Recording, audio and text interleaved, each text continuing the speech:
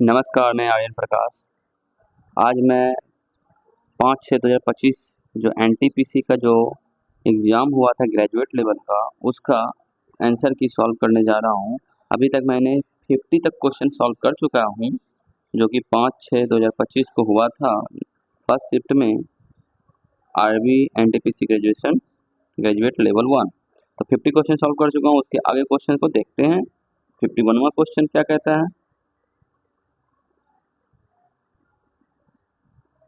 51 पे आए हैं, चलिए रेडी करते हैं। पौधे की जड़ में कौन सा संरचनात्मक प्रक्रियात्मक निर्गम गैस विनिमय में बाधा उत्पन्न करेगी लेकिन जल अवशोषण पर महत्वपूर्ण प्रभाव नहीं डालेगी। मतलब यह है कि जल अवशोषण तो करेगा मगर विनिमय में बाधा नहीं डालेगा। तो वो कौन सा है? वायव अंगों पर विदर्भित रंध्री तंत्र। ठीक है, तो आपका answer 4 number. Next question, computer system में वर्चुअल मेमोरी का प्राथमिक उद्देश्य क्या है? रैम कैपेसिटी का विस्तार करना। रैम कैपेसिटी का विस्तार करना। नेक्स्ट, जलवायु परिवर्तन प्रदर्शन सूचकांक 2025 में कितने देशों का मूल्यांकन किया गया? 63। किसी आंकड़ा समुच्चय का बहुलक और माध्यिका क्रमशः 28.4 और 88 है तो आंकड़ा समुच्चय का माध्य क्या होगा? माध्य, देखिए इस क्वेश्चन में जो है मीन मीडियन मोड, सबसे पहले कि मीन जो होता है MEADIAN median mean mode. Formula लिखने का तरीका, जो ई है उसको एक तरफ लिखो, ओ वाला को साइड लिखो। जो बड़ा है वो 3 गुना, जो छोटा है वो 2 गुना, दोनों का अंतर मोड होता है। ठीक है, अब इसको फॉर्मूला में रखो और आंसर लाओ। 117.8 इसका आंसर होगा। इस पर पुट कीजिए, आंसर लाइए। 24 डिग्री अक्षांश किस भारतीय राज्य की राजधानी के सबसे निकट से गुजरता है? भोपाल। और भी डिग्री आप जो है देख सकते हैं नज़दीक से गुजरती है कौन कौन सा, तो आप गूगल मैप पे सर्च कर सकते हैं। एक गोले का पृष्ठ क्षेत्रफल ज्ञात कीजिए जिसका व्यास इतना है। गोले पृष्ठ का क्षेत्रफल, गोले का क्या होता है? ये गोला, इसको 4 भाग में, तो यहाँ इसका एरिया क्या होता है? पाई आर स्क्वायर। 4 बार बोलता है तो 4 पाई आर स्क्वायर, ये इसका गोले का पृष्ठ क्षेत्रफल है 4 पाई आर स्क्वायर। एक पाई का चारों तरफ से जो है ना एरिया निकाल दो, इसका पृष्ठीय क्षेत्रफल, संपूर्ण पृष्ठ क्षेत्रफल निकल जाएगा। आर जो है इसका 98 का आधा हो जाएगा, तो 4 पाई आर स्क्वायर। आर कितना है भाई? आर 92 का आधा 46, 48 दूनी 96, नहीं 49 इंटू 49। अब इसको सॉल्व कीजिए 7 बार में। अब देखिए लास्ट डिजिट तो सब में है एक जैसा, लास्ट 2 डिजिट भी एक जैसा है, तो सॉल्व करना चाहिए या नहीं? 7 है, 9 तो कहीं हो नहीं रहा है, जो डिजिट सब 9 होगा। देखिए पर लास्ट डिजिट देखिए तो कौन कौन सा हो रहा है। लास्ट डिजिट देखने से कोई फायदा नहीं, 4 4 4 3 में है, तो एक ही ऑप्शन कटेगा ज़्यादा। तो लास्ट 2 डिजिट देखें, 22 चौक 88।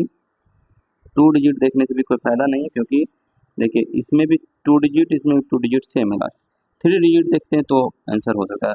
22 चौक 88, 49 गुना 7, 9 से 63 का 3 हाथ रही 6, 9 से 63 का 3 6, 7 चौक 28, 2 तीसरा 34।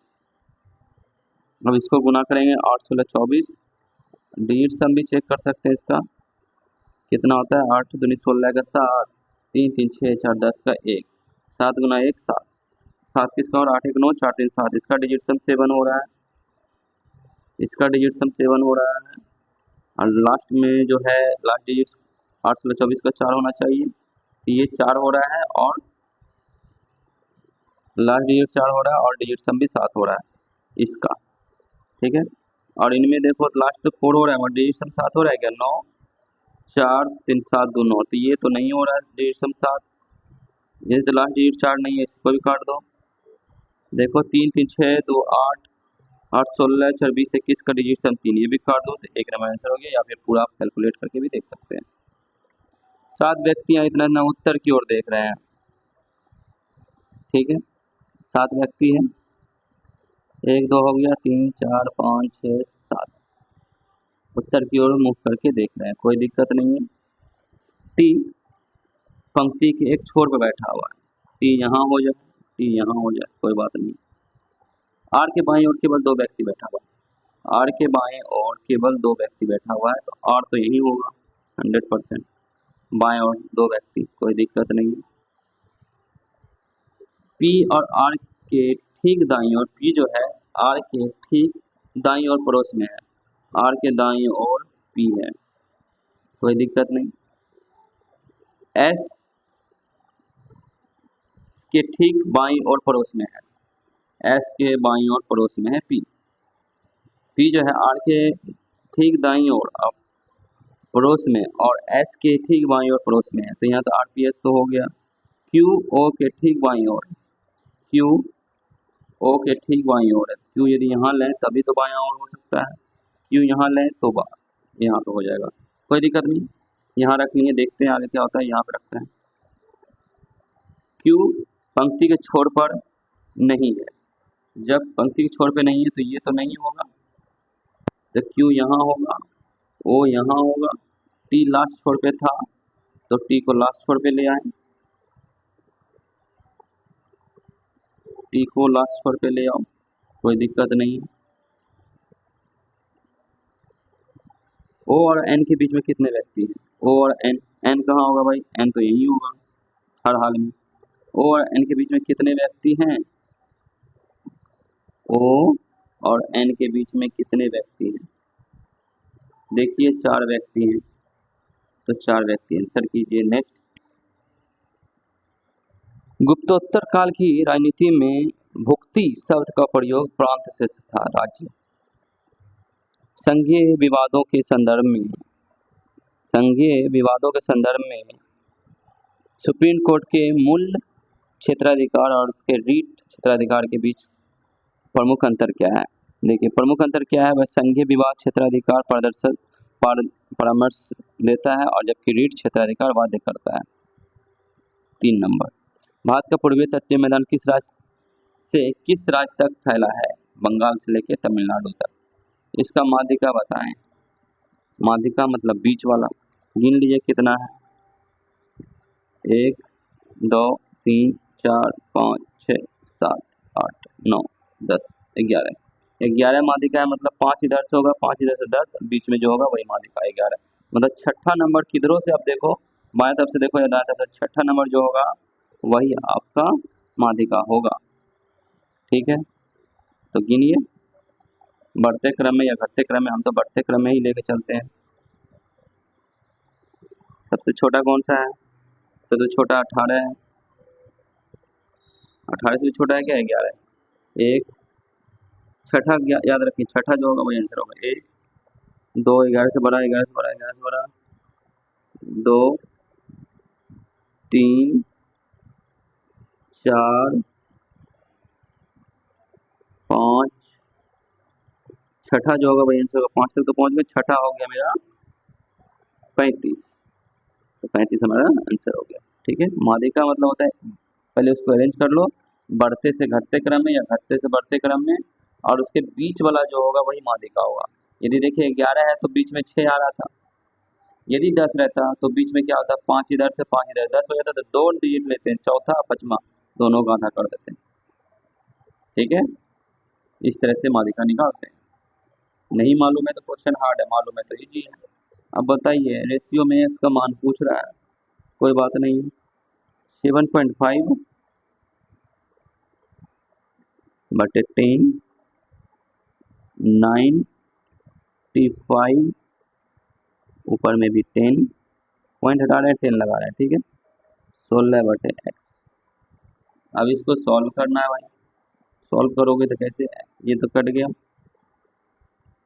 कितना से कटेगा, 75, 15 पचे 75, 15 से काटे 15 पचे 75, 15 से कटेगा, 15 कहीं 15 और ये 45, 15 तिहाई 45, ठीक है।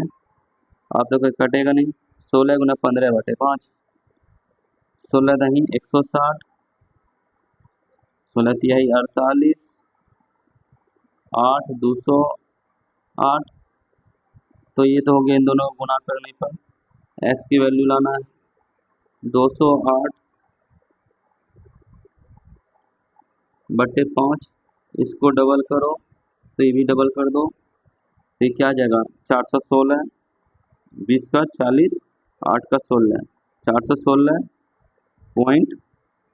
अब कितने अंक के बाद पॉइंट लगाना है, एक अंक के बाद 10 है, इसीलिए 41.6। इस तरह से सॉल्व कर सकते हैं।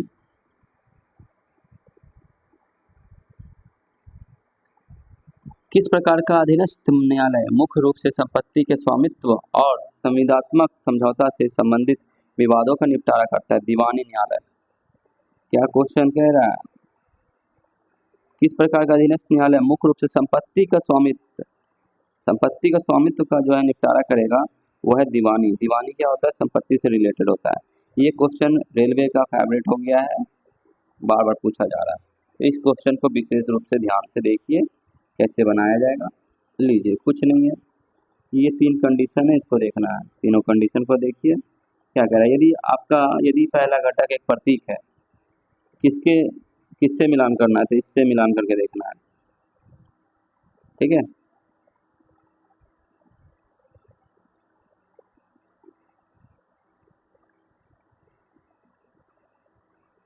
यदि पहला घटक एक प्रतीक है तो इसमें पहला घटक प्रतीक नहीं है, पहला घटक प्रतीक नहीं है ये वाला। ठीक है, तो पहला तो कट गया,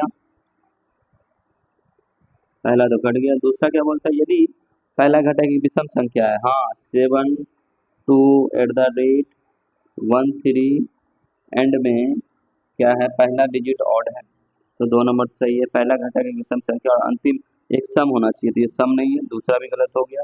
यदि दूसरा और तीसरा दोनों संपूर्ण वर्ग हो, दूसरा ये हुआ और तीसरा ये है, संपूर्ण वर्ग हो नहीं है, तो तीनों में से कोई काम नहीं आएगा। सीधा सीधा लिखिए 7 2 @ 12 का वैल्यू क्या है?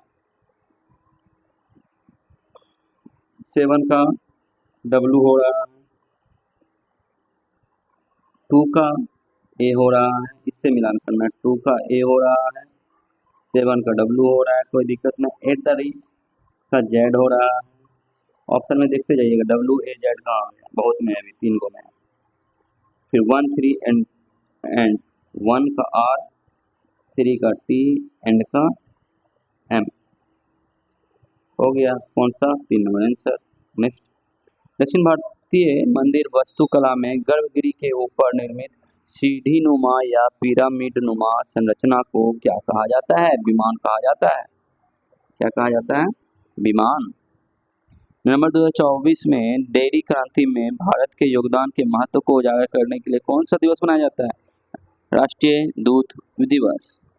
गलती से डेयरी ने मार दीजिएगा, या दूध उत्पादन दिवस ने मारिएगा, श्वेत क्रांति नहीं मारिएगा। ठीक है, ये सब क्या करंट अफेयर है, इसको याद रखना पड़ेगा। अब 7 बॉक्स ABCD F और G एक दूसरे के ऊपर रखे हुए हैं, मतलब क्या, सीरीज अप डाउन वाला 7 गो है, 1 2 3 4 5 6 7। ठीक है, 1 2 3 4 5 6 7, कोई दिक्कत नहीं। F के ऊपर कोई बॉक्स नहीं है, डोंट वेरी, F यहाँ हो गया।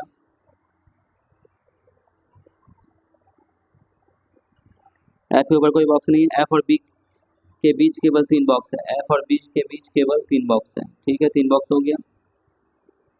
G और D के बीच केवल एक बॉक्स रखा हुआ है, G और D के बीच केवल एक बॉक्स, लेकिन यहाँ तो नहीं होगा। G और D यहाँ भी हो सकता है, इन दोनों की जगह, या अपोजिट हो सकता है, इसलिए इसको अभी GD को एक साथ नहीं रखेंगे, अभी बाद में देखेंगे GD। D को B के ठीक ऊपर रखा गया, D को B के ऊपर, तो D यहाँ रखो, ब्लैक पेन ले लो, D को यहाँ रखो, D को B के जस्ट ऊपर रखा गया, कोई दिक्कत नहीं। G और C के बीच केवल, अब जब D यहाँ हो गया तो G कहाँ होगा भाई, यहाँ भी G हो सकता है, इसलिए अभी रहने दीजिए। G और C के बीच केवल 4 बॉक्स रखे हैं, G और C, G यहाँ होगा तो C लास्ट में होगा।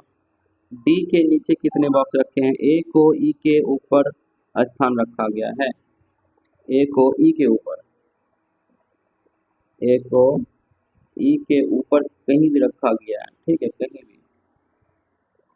D को नीचे बॉक्स, D के कितने नीचे हैं?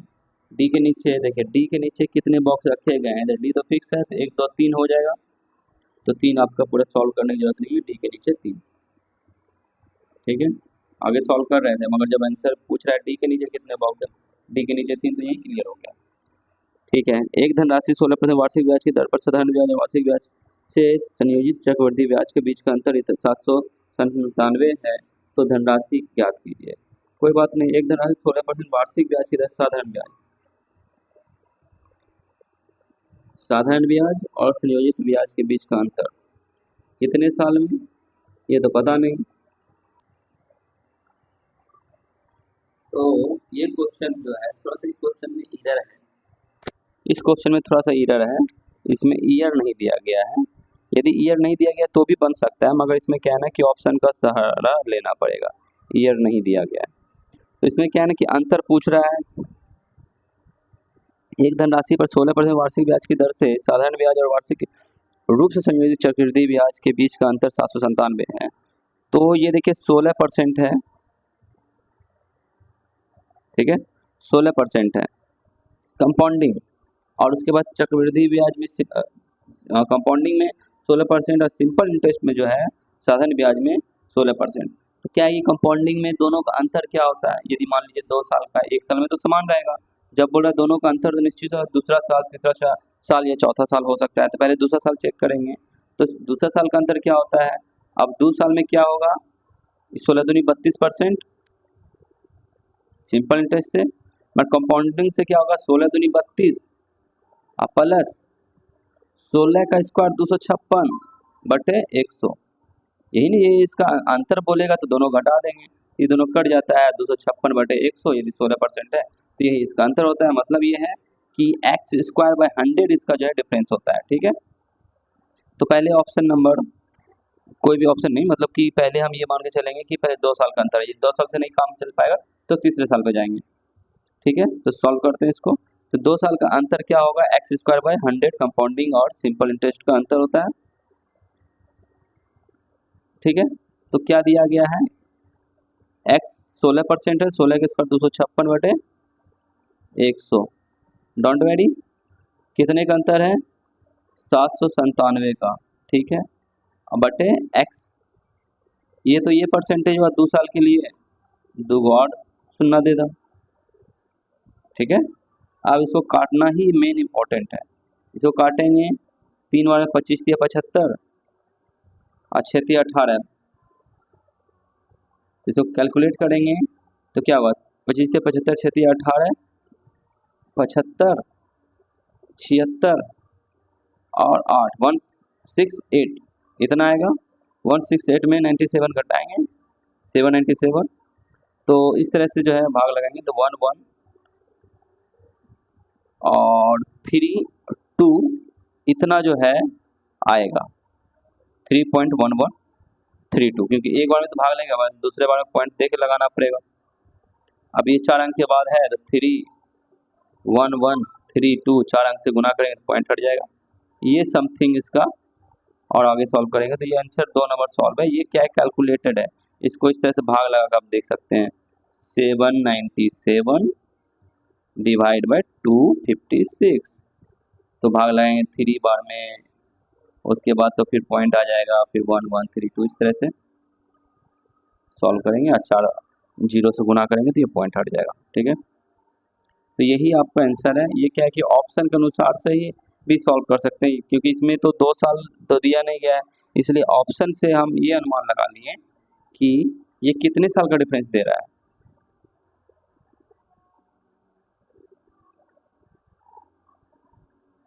क्योंकि देखिए 16% है, यदि हम 31,000 लेते हैं और इसका यदि हम 2 साल में कितना होगा, 16 दूनी 32, 3032%, तो बहुत दूर तक जा रहा है इसका। अब इसका 32% निकालेंगे तो बहुत लंबा दूरी जा रहा है, तो 2 साल का डिफरेंस हम देख रहे हैं, तो एक्स स्क्वायर बाय 100 करके सॉल्व करेंगे। चलिए इस क्वेश्चन पे माथापच्ची नहीं किया जाए। अंग्रेजी वर्णमाला क्रम पर आधारित दी गई श्रृंखला में वर्ड के स्थान पर क्या होगा, तो सबका वैल्यू आपको याद होना चाहिए। एक्स का 24, एक्स का क्या हो जाएगा 24, एक्स का 24, बी का 2, एफ का 6, उसके बाद डब्ल्यू यू का 21, 25, 3, 8, आर वाला क्या हो जाएगा, आर का 18, बी का 22, जेड का 26, कोई दिक्कत नहीं। उसके बाद ओ 15, एस 19, डब्ल्यू 23। अब देखिए अगला कौन सा होगा, 24, 3 घट रहा है 21, 3 घट रहा है तो 3 घट रहा है तो कहाँ गया, 21, 21 में से 3 घट रहा है तो 15, 15 में से 3 घटे 12। एल से स्टार्ट होगा, ये हो गया, ये नहीं, एक ये होगा, ये दो में से कोई एक हो सकता है। उसके बाद देखिए लास्ट में, या उसके बाद देखिए 26, 26 से गया 2 कम तो 2 हो गया, 2 कम हुआ फिर ये 26 में से 1 कम हुआ 25, 25 में से 1 कम हुआ तो कैसे कैसे हो रहा है जी, 24 तो ठीक है, ये 2 है, सॉरी यहाँ 26 नहीं 2 है, ये 2, 2 से कितना घटा, 3 घटा तो 25, 25 में से 3 घटा तो 22, 22 में से 3 घटा तो 19, 19 में से जैसे 3 घटेगा 16, 16 का पी होता है, तो ये 4 नंबर आंसर। उसके बाद ये क्वेश्चन तो एकदम रेलवे का फेवरेट हो गया इस बार।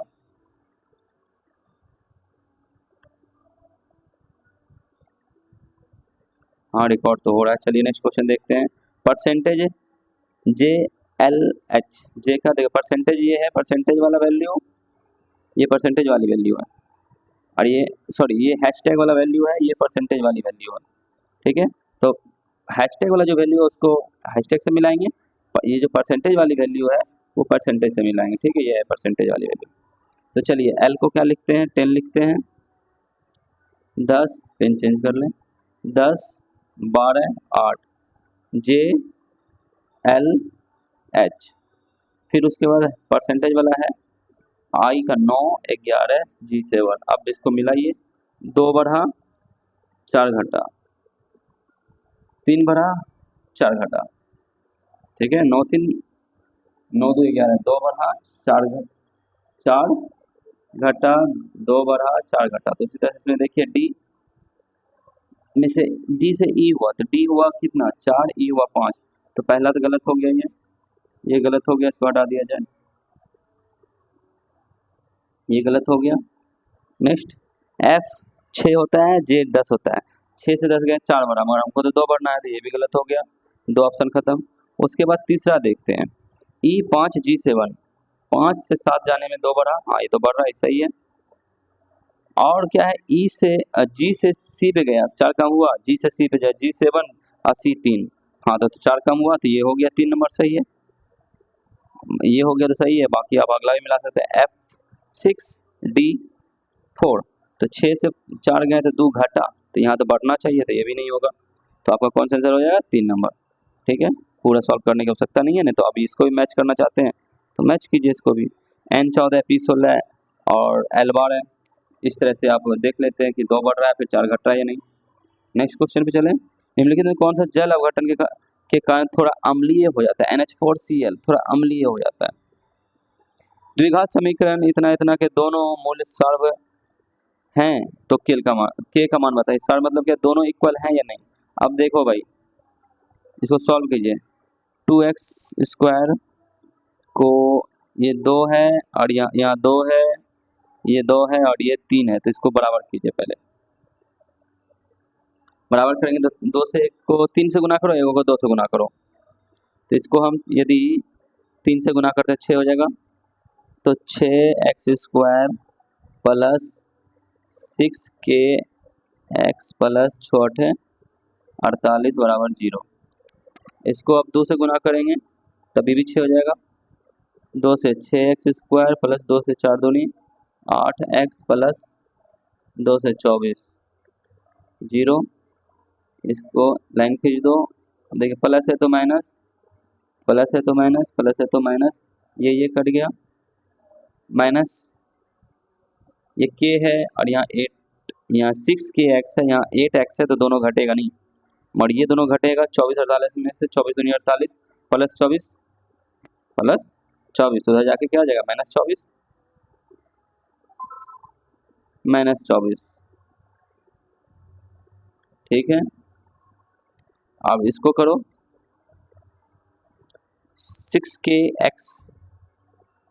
6kx माइनस 8x बराबर 24। अब देखिए भाई x दोनों में कॉमन है, k नहीं है। अब k की वैल्यू अब कैसे रखा जाए कि इक्वल हो जाए, कोई कट रहा है क्या? 2 से तो कट रहा है। 3kx minus 4x equal to -12। इससे कोई मतलब तो नहीं बन रहा है। इसको सॉल्व किया जाए, कैसे सॉल्व किया जाए भाई? क्या रखा जाए कि कट जाए? कहीं कहीं आप गलती किए क्या? चलिए इस क्वेश्चन को शुरू से देखते हैं फिर से। चलिए तो इस क्वेश्चन को देखते हैं क्या गलती की है फिर से।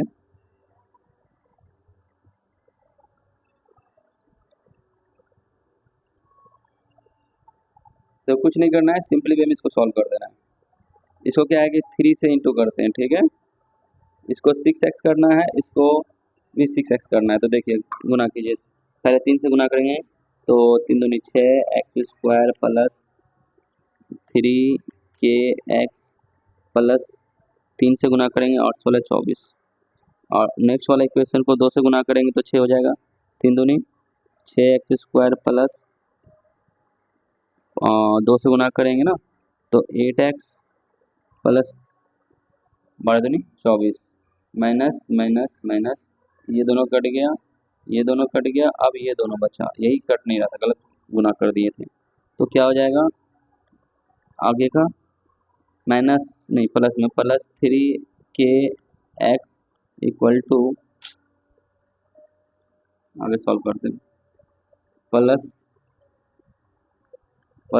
3kx इक्वल टू माइनस है, लीजिए माइनस 8x इक्वल टू 0, उधर जाएगा तो प्लस हो जाएगा। 3kx equal to 8x, x से x कट गया, k की वैल्यू पूछ रहा है, k की वैल्यू 8/3। आपका 3 नंबर आंसर हो गया। अब वो सॉल्व करने के लिए इतना पूरा डिटेल सॉल्व कर रहे नहीं तो आराम से एक बार में आंसर बता सकते थे। ठीक है, नेक्स्ट क्वेश्चन। निम्नलिखित में से कौन सा संयोजन 2024 के विधानसभा चुनाव के बाद झारखंड के मुख्यमंत्री के पार्टी और निर्वाचन क्षेत्र को निरूपित किया गया या निरूपित करता है? तो क्या है? JMM बारहेट जो है, JMM बारहेट, ये किसका है? निम्नलिखित कौन सा संयोजन 2024 के विधानसभा चुनाव के बाद झारखंड के मुख्यमंत्री की पार्टी और निर्वाचन क्षेत्र को, मतलब सीधे सीधे ये बोल रहा है कि झारखंड का जो सीएम है हेमंत सोरेन, वो किस जगह से विधानसभा चुनाव लड़ा था? तो बारहेट से लड़े थे वो, और उसकी पार्टी का नाम था JMM, झारखंड मुक्ति मोर्चा, ऐसा ही कुछ नाम है। JMM पार्टी से बिलोंग करते हैं हेमंत सोरेन जी। नेक्स्ट चले।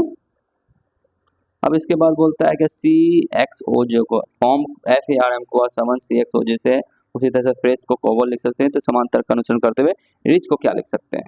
तो देखिए F को क्या लिख रहा है? F को 6 लिखना चाहिए। फॉर्म को लिखते हैं पहले, फॉर्म F6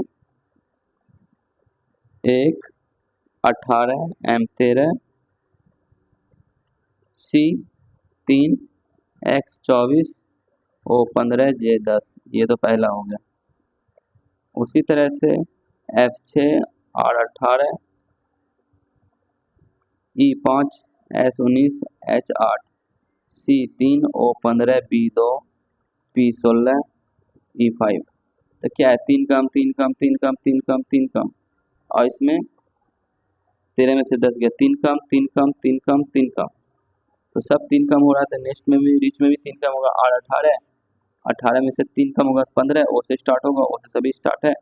और लास्ट का देखते हैं, लास्ट का H 8 होता है, RICH है, ये हो गया 18 9 3 8, सब में 3 3 घटा दीजिए, 15 6 3 घटाएंगे तो 26, और ये 3 तो 5, ये हो जाता है O, ये होता है F6, ये हो गया Z, ये हो गया E, OFZE 4 नंबर में है।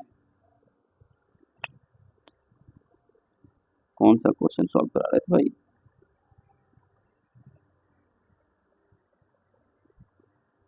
ठीक है। ओ एफ जेड किस में है, तो ओ एफ जेड ही है आपके 4 नंबर में। Next question. अब वीडियो बड़ा हो रहा है इसीलिए यहीं तक, फिर नेक्स्ट वीडियो में आपका डालते हैं। बहुत दिन के बाद मैं वीडियो शूट कर रहा हूँ, थोड़ा सा बनाने में दिक्कत हो रही है। नेक्स्ट क्वेश्चन इसके बाद। Thank you watching this video, love you all, bye.